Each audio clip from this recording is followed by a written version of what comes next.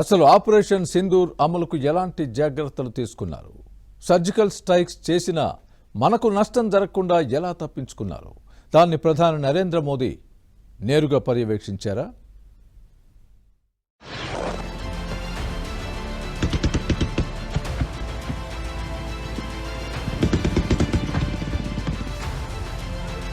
నిత్యం ఉగ్రదాడులు. ఎన్నిసార్లు హెచ్చరించినా బుద్ధి మార్చుకోవడం లేదు పాకిస్తాన్. పాక్ ఆక్రమిత కాశ్మీర్ ను ఉగ్రవాదుల అడ్డాగా మార్చేసింది. ఆపరేషన్ సింధూర్ పేరుతో పాకిస్తాన్లోని ఉగ్ర స్థావరాలపై భారత సైన్యం విరుచుకుపడింది. పాక్లోని 4, పాక్ ఆక్రమిత కాశ్మీర్లో 5 స్థావరాలపై దాడులు చేసింది. అర్ధరాత్రి 1:05 నుంచి 1:30 వరకు ఆపరేషన్ సింధూర్ నిర్వహించామని చెప్పారు. దాదాపు 25 నిమిషాల పాటు ఆపరేషన్ నిర్వహించి ఖతం చేశారు. పహల్గామ్ మృతుల కుటుంబాలకు న్యాయం చేసేందుకే ఆపరేషన్ సింధూర్ నిర్వహించామని చెప్పుకొచ్చారు ఆపరేషన్లో పాల్గొన్న అధికారులు. Pakistan has systematically built terror infrastructure. It is a complex web of recruitment and indoctrination centers, training areas for initial and refresher courses, and launch pads for handlers. These camps are located both in Pakistan as well as Pakistan occupied Jammu and Kashmir areas. They are distributed from Savai Nala in the north, counting to approximately 21, ending at Bhagalpur to the south.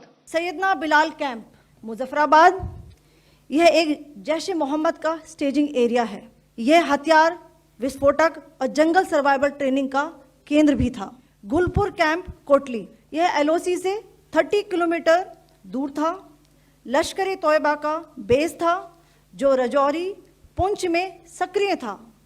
20 अप्रैल 2023 को पुंछ में और 9 जून 2024 को तीर्थ यात्रियों के बस हमले में यहीं से आतंकी को ट्रेन किया गया था। మొత్తం 24 క్షిపణి దాడులు చేసి 9 ఉగ్ర స్థావరాలు ధ్వంసం చేశారు. కసబ్, హ్యాడ్లీ లాంటి వారు శిక్షణ తీసుకున్న శిబిరాలు ఈ దెబ్బతో ధ్వంసమయ్యాయి. జైషే మహమ్మద్ చీఫ్ మసూద్ అజర్ కుటుంబ సభ్యులు 10 మంది మృతి చెందారు. మొత్తం 4 జైషే మహమ్మద్, 3 లష్కర్ తోయిబా, 2 హిజ్బుల్ స్థావరాలను నేలమట్టం చేసింది భారత్. ఈ దెబ్బతో పహల్గామ్లో మరణించిన వారి కుటుంబ సభ్యులకు కొంత ఊరట లభించింది. ఆపరేషన్ పేరులోనే అర్థమవుతుందండి మా 26 ఫ్యామిలీస్ మేమేం పోగొట్టుకున్నాం అనేసి.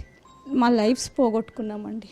అంటే ఒక మనిషి పోవడం అంటే ఒక ఇల్లు, ఒక కుటుంబం కొలాప్స్ అయిపోవడం అండి. థ్యాంక్ మోడీ దట్ చాలా షార్ట్ టైంలో ఆయన కూడా మమ్మల్ని ఓన్ చేసుకొని ఆయన కూడా ఇలా చేసిన దానికి చాలా థ్యాంక్స్. అంటే at least I will feel happy that మా హస్బెండ్ సాక్రిఫైస్కి ఒక ఆనర్, ఒక రెస్పెక్ట్ దొరికిందండి. దానికి నేను హ్యాపీగా ఫీల్ అవుతున్నాను. ఇంకొకటి ఎప్పుడు మాలాగా ఎవ్వరికి జరగద్దండి. ఇట్లాంటి ఇన్సిడెంట్ ఎవ్వరికి జరగకుండా చూడండి. ఎంత సెక్యూరిటీ పెడతారో, ఎన్ని ఆపరేషన్స్ ప్లాన్ చేస్తారో, మీరు ఎట్లాంటి మెజర్స్ తీసుకుంటారో. మా 26 ఫ్యామిలీస్ కొలాప్స్ అయినట్టు దయచేసి ఇంకెవ్వరు అవ్వకుండా చూసుకోండి. మా లైఫ్ షాటర్డ్ అయిపోయినాయండి, చాలా అయిపోయినాయి. ఎవరికి కూడా చూసే వాళ్ళకి అయ్యో అనిపిస్తుందండి. They didn't consider as an innocent people, they didn't consider as a tourist, they only considered as an Modi వాళ్ళ. మమ్మల్ని హిందూనా ముస్లిమా అని అడిగారు, మేమేం ఆన్సర్ చేయకపోయినా వాళ్ళు అట్లా చేసేసారండి. పాక్లోని ఉగ్రవాదులకు కాళరాత్రి అంటే ఏంటో ఈ దాడుల తర్వాత తెలిసొచ్చింది. త్రివిధ దళాలు అత్యంత సమన్వయంతో ఆపరేషన్ నిర్వహించాయి. డ్రోన్లు, స్కాల్ప్ క్షిపణులు, హ్యామర్ బాంబులను ఆపరేషన్ సింధూర్ కోసం వాడారు. భారత అమ్ముల పొదిలో ఇటువంటివి చాలా ఆయుధాలున్నాయి. కదులుతున్న లక్ష్యాలను సైతం ఖచ్చితంగా ఛేదించే డ్రోన్లు, క్షిపణులు మన అమ్ముల పొదిలో ఉన్నాయి. స్కాల్ప్ క్షిపణులు 250 కిలోమీటర్ల దూరంలోని లక్ష్యాలను సైతం ఛేదిస్తాయి. శత్రు దేశాల్లోకి చొచ్చుకెళ్లి చీల్చి చెండాడుతాయి. బలంగా నిర్మించిన బహుళ అంతస్తుల భవనాలు, బంకర్లను ధ్వంసం చేసేందుకు హ్యామర్ బాంబులను వినియోగిస్తారు. ఇది స్మార్ట్ బాంబ్ కోవలోకి వస్తుంది. భారత్ దాడి చేసిన లక్ష్యాల్లో జైషేకు అత్యంత కీలకమైన బహవల్పూర్లోని మర్కజ్ సుభాన్ ఉంది. ఇది సరిహద్దుకు 100 కిలోమీటర్ల దూరంలో ఉంది. జైషే మహమ్మద్కు చెందిన ప్రధాన కార్యాలయం ఇది. అతిపెద్ద ఉగ్ర స్థావరాలైన బహవల్పూర్, మురిద్కేని ధ్వంసం చేయటం సామాన్య విషయం కాదు.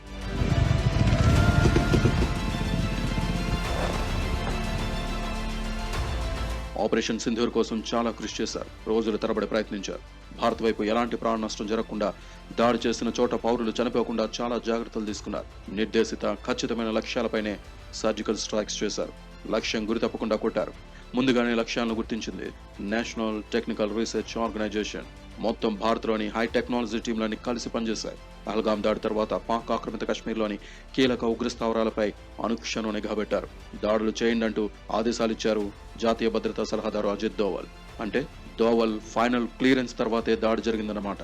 ఆపరేషన్ సింధూర్ అమలుకు ముందు ప్రధానికి దోవల్ ప్రత్యేకంగా బ్రీఫ్ చేశారు. సీక్రెట్ కంట్రోల్ రూమ్ ద్వారా నేరుగా దాడులను ప్రధాని మోదీ, అజిత్ దోవల్ పర్యవేక్షించారు.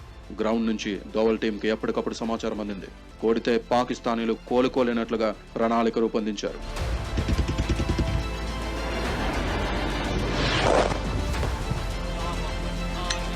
దాడి జరిగిన తర్వాత ప్రపంచ దేశాల మద్దతును కూడగట్టే ప్రయత్నం చేశారు అజిత్ దోవల్. చైనా సహా America, Britain, Saudi Arabia, Japan, Russia, France దేశాల భద్రతా సలహాదారులు, కార్యదర్శులతో మంత్రాలు జరిపారు. ఉద్రిక్తతలను పెంచే ఉద్దేశం భారత్కు లేదని, కానీ వాటిని ఎక్కువ చేయాలని పాక్ నిర్ణయించుకుంటే మాత్రం ప్రతీకారం తీర్చుకోవడానికి సిద్ధమని దోవల్ స్పష్టం చేశారు. పహల్గాం ఉగ్రదాడి అనంతరం పాకిస్తాన్పై తీసుకున్న చర్యలు, ఆపరేషన్ నిర్వహించడానికి గల కారణాలను వివరించారు.